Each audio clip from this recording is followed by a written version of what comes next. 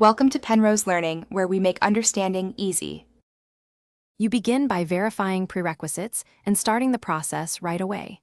You check Android version and Play Protect status because compatibility and scanning rely on those.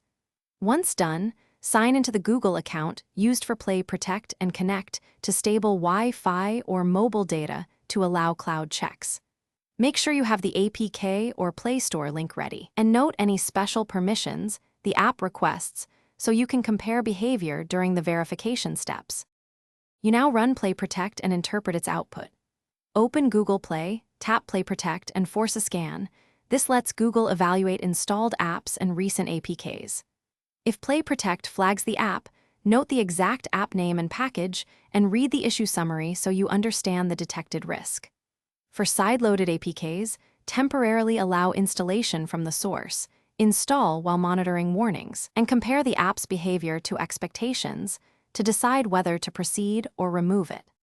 You finish by resolving findings and confirming the app is safe. If flagged as malicious, uninstall immediately and get the official update from the Play Store or a verified APK. If you believe it's a false positive, send feedback through Play Protect and rescan after clearing cache or updating Google Play services. Make sure to recheck permissions and run another scan.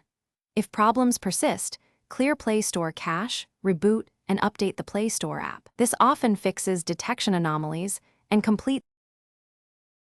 Thanks for watching. If this was helpful, leave a like and consider subscribing. See you next time.